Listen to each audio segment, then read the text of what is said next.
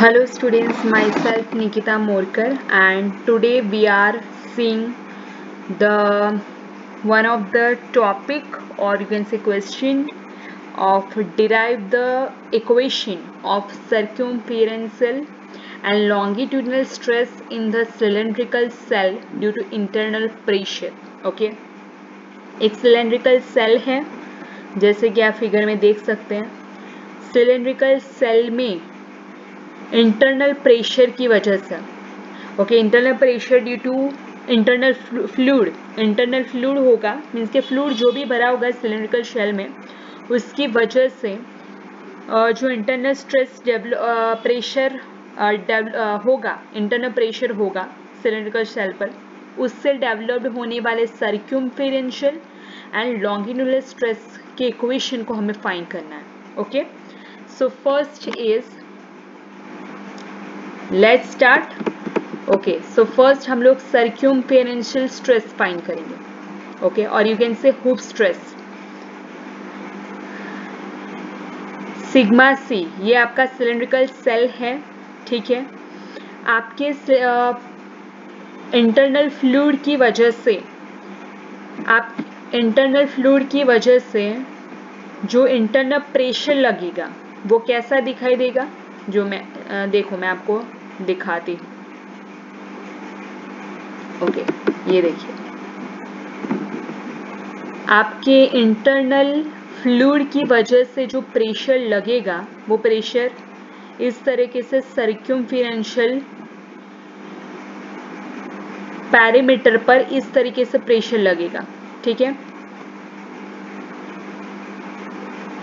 और जो stress developed होगा वो स्ट्रेस कुछ इस तरीके से डेवलप्ड होगा, जो सर्क्यूम्फेरेंशियल स्ट्रेस है वो, जैसे कि हमने आगे की फिगर में देखा, इस तरीके से स्ट्रेस डेवलप्ड होगा to resist this particular internal pressure. Okay, so consider a thin cylindrical shell that is subjected to an internal pressure as shown in the figure. ये एक सिलिंड्रिकल शेल है, इसमें इंटरनल प्रेशर हमने P subjected करा है. Okay, उससे एक stress develop होगा, सर्क्यूम्फेरेंशियल स्ट्रेस. अगर आपके ये सिलिंड्रिकल सेल है तो इस पर इस तरीके से कुछ इंटरनली प्रेशर लगेगा, जो प्रेशर सर्क्यूम्फेरेंशियल स्ट्रेस और you can say hoop stress generate करेगा. ओके, डी जो है वो इंटरनल डायमीटर ऑफ शेल है, ये आपका शेल है. ओके, एक मिनट, ये इंटरनल डायमीटर उसका, ये आपका जो भी शेल है, अरे यार ड्रॉ नहीं,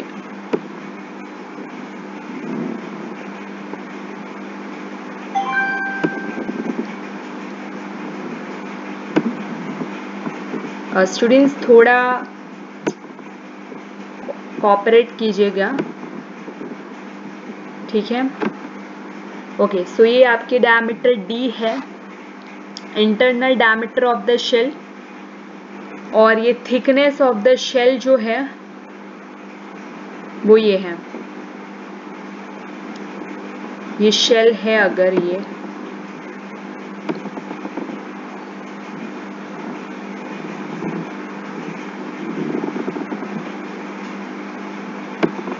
तो ये जो है ये थिकनेस है.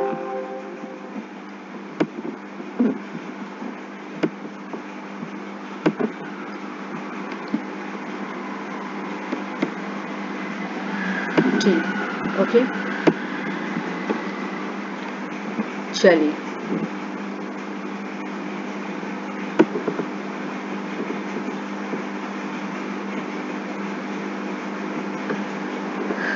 सो ये डायमीटर डी, तो ये जो प्रेशर है इंटरनल प्रेशर, ये क्या करेगा, बर्स्टिंग करने की कोशिश करेगा, आपके सेल को बर्स्ट करने की कोशिश करेगा. सो जो बर्स्टिंग फोर्स जनरेट होता है, that force is equal to the force due to the internal fluid pressure. Internal fluid pressure की वजह से जो फोर्स डेवलप होता है that is bursting force. that is equal to what? Force means stress into the area on which the load is, that particular P is act. Okay, so that particular area is what? This portion, that is D into L. ये जो D और ये L length है, ये length for example इतनी length है, तो ये L length. Okay, so this area पर हम ये एरिया कंसिडर करेंगे, ये rectangular area, that is D into L. Okay, so load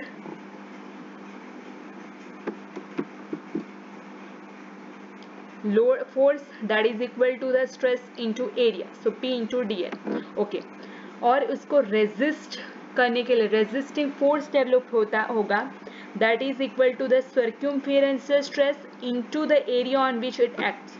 The circumferential stress, that is sigma c, into area on which it acts, that area is T into L into 2. so ये area आएगा. ठीक है, ये जो आपका area है,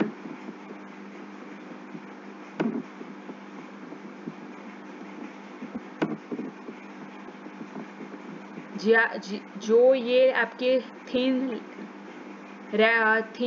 आपको length दिखाई दे रही है, रेक्टेंगुलर दिखाई दे रहा है, वो है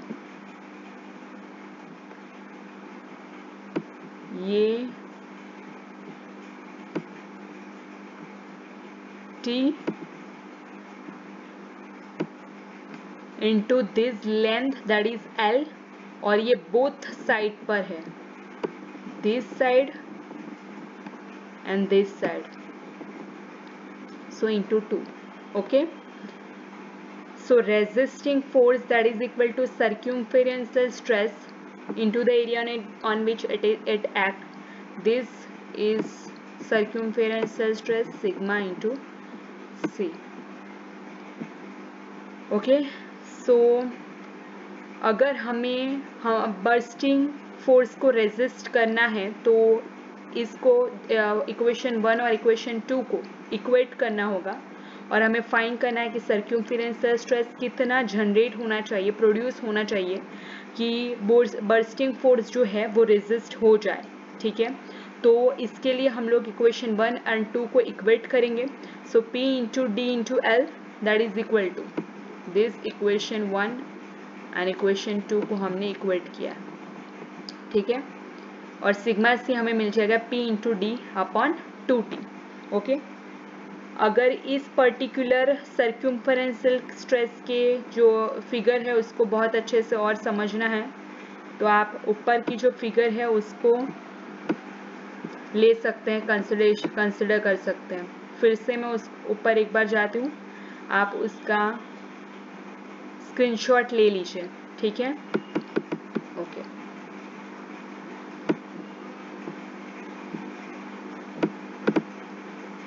ये ठीक है, सिंपल. ये आपको bursting force P, bursting stress जो लग रहा है, बर्स्टिंग स्ट्रेस जो है वो फोर्स की वजह से जनरेट होने वाला स्ट्रेस, बर्स्टिंग स्ट्रेस, और ये आप हमें रेजिस्टेंस प्रोवाइड करने वाला स्ट्रेस, सर्क्यूम्फेरेंशियल स्ट्रेस. दिख रहा है आपको कि कैसे लग रहा है.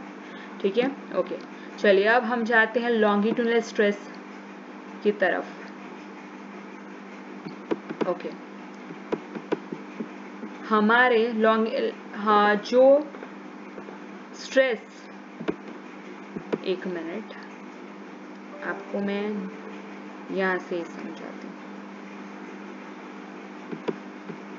ओके, ये जो स्ट्रेस है, ठीक है, जो बर्स्ट करने की कोशिश करेगा तब डेवलप होगा, बर्स्टिंग फोर्स की वजह से डेवलप होगा लॉन्गिट्यूडनल डायरेक्शन में.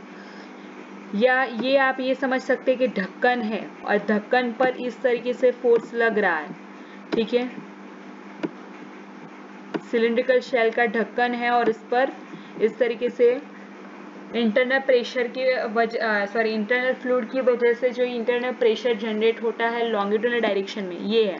ठीक है, और उसको रेजिस्टेंस के लिए लॉन्गिट्यूडनल स्ट्रेस जो है वो जनरेट होता है वो इस डायरेक्शन में हो, और वो जनरेट होता है इस क्रॉस सेक्शन जो है, ये क्रॉस सेक्शन इसके अलोंग, ये क्रॉस सेक्शन के अलोंग. ओके, सिग्मा एल, ये सिग्मा एल है, ये जो प्रोड्यूस हो रहा है वो सिग्मा एल है, और ये जो ढक्कन पर प्रोड्यूस हो रहा है आप ये समझ सकते हैं, तो ये जो है वो क्या है, बर्स्टिंग फोर्स से जनरेट होने वाला stress.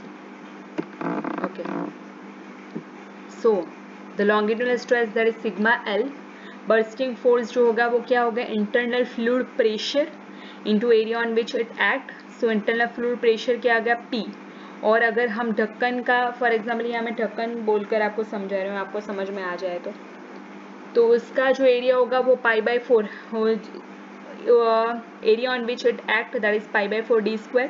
Okay, so resisting force जैसे मैंने बोला कि यहाँ सर्क्यूम्फेरेंशियल सॉरी आपके क्रॉस सेक्शनल एरिया जो है, ओके, इस पर प्रोड्यूस होगा ये पर्टिकुलर पर।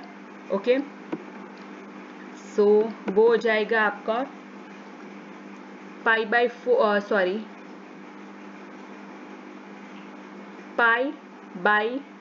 पाई into D into L. Okay, sorry pi into D into T.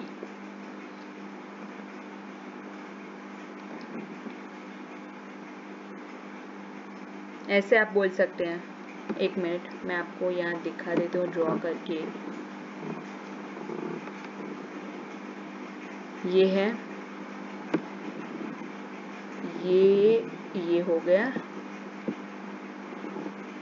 ये पूरी पैरामीटर जो है पैरामीटर, ओके, ये पैरामीटर